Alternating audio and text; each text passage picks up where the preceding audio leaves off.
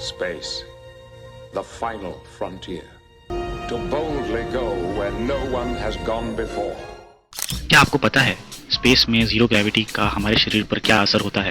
आज हमने as a human species space exploration में बहुत कुछ हासिल किया है, जैसे solar space probes, moon landings.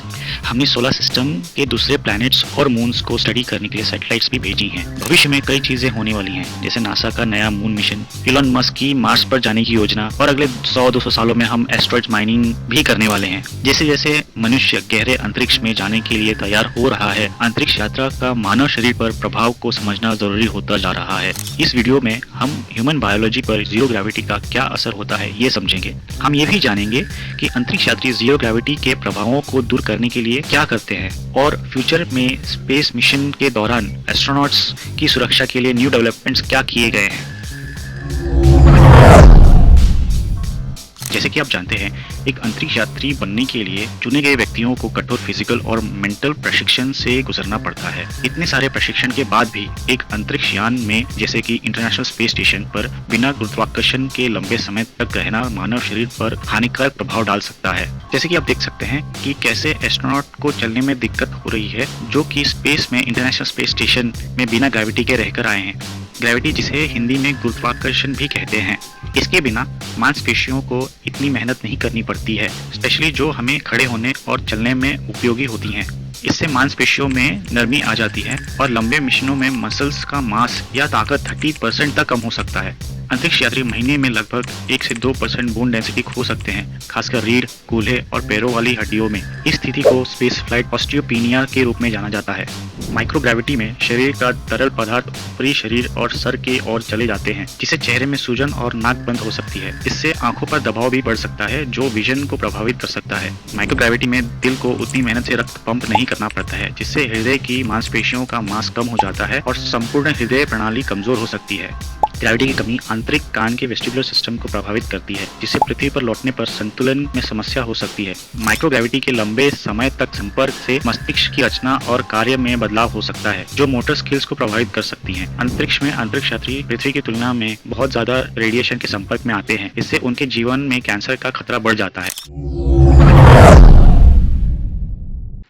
इन प्रभावों को दूर करने के लिए अंतरिक्ष यात्रियों को नियमित रूप से एक्सरसाइज और स्पेशल दवाइयां लेनी पड़ती हैं। अंतरिक्ष यात्री रेजिस्टेंस एक्सरसाइज उपकरणों का उपयोग करते हैं, जो धरती पर हैवी वेट लिफ्टिंग को सिमुलेट करती हैं। रेजिस्टेंस एक्सरसाइज से मसल मास और बोन डेंसिटी को बनाए रखने में मदद मिलती है। ट्रेडमिल और साइकिलिंग का उपयोग हार्ट और संपूर्ण कार्डियोवैस्कुलर सिस्टम को हेल्दी रखता है। कैल्शियम और विटामिन डी से भरपूर आहार हड्डियों के स्वास्थ्य के लिए महत्वपूर्ण होता है। पर्याप्त प्रोटीन का सेवन मांसपेशियों को बनाए रखने के लिए सहायक होता है। बोन डेंसिटी की हानि को रोकने के लिए बिसफॉस्फोनेट्स का उपयोग किया जाता है। अन्य दवाओं का उपयोग फ्लूइड डिस्ट्रीब्यूशन और आंखों पर होने वाले दबाव को नियंत्रित करने के लिए किया जा सकता है। अंतरिक्ष यात्रियों को सभी आवश्यक पोषक तत्व प्रदान करने के लिए अक्सर विटामिन और मिनरल्स की खुराक दी जाती है। पृथ्वी पर लौटने के बाद अंतरिक्ष यात्रियों को ग्रेविटी के अनुकूल होने और मसल्स और बोन्स में फिर से ताकत लाने के लिए एक्सटेंसिव फिजिकल थेरेपी से गुजरना पड़ता है। ऐसे मैकेनिज्म्स जैसे कि रोटेटिंग स्पेसक्राफ्ट सेक्शंस पर रिसर्च हो रही है, जो आर्टिफिशियल ग्रेविटी स्पेसशिप में क्रिएट कर सकते हैं। माइक्रोग्रेविटी में उपयोग किए जाने वाले अधिक प्रभावी एक्सरसाइज डिवाइसेस के विकास पर भी काम हो रहा है। अंतरिक्ष यान को कॉस्मिक रेडिएशन से सुरक्षा प्रदान करने वाले मटेरियल से डिजाइन किया जा रहा है। रेडिएशन एक्सपोजर को नियंत्रित करने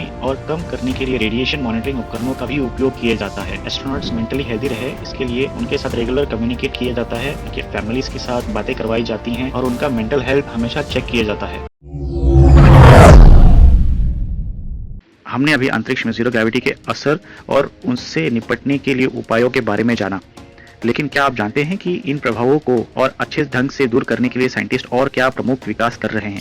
रिसर्चर्स अधिक कॉम्पैक्ट और कुशल व्यायाम उपकरणों पर काम कर रहे हैं, जो छोटे अंतरिक्ष यान में भी फिट हो सके। ऐसे वेरिएबल सूट्स का डेवलपमेंट हो रहा है, जो मसल मूवमेंट में रेजिस्टेंस क्रिएट करती हैं, जिससे ऐसे लगे कि हम अर्थ की ग्रेविटी नहीं है, और जो मांसपेशियों और हड्डियों को स्वस्थ रख सके।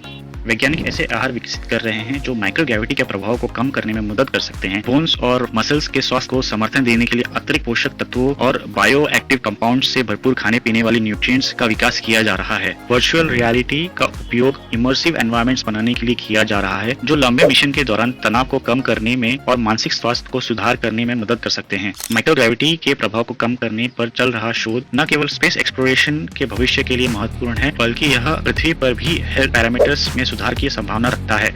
जैसे जैसे हम अंतरिक्ष में लंबे मिशंस पर जाने की तैयारी कर रहे हैं, ये सारे इंसाइट्स अंतरिक्ष यात्रियों की सेफ्टी और हेल्थ सुनिश्चित करने में बहुत ज्यादा इंपॉर्टेंट रोल प्ले करेंगी, जिससे ह्यूमैनिटी के कंटिन्यूड स्पेस एक्सप्लोरेशन का मार्ग तैयार होगा। आशा करता हूँ आपको ये वीडियो पसंद आया होगा। इसे अपने दोस्तों और परिवार के साथ शेयर करें, इसे लाइक करें और ऐसे ही वीडियो के लिए सब्सक्राइब करें। Thank you.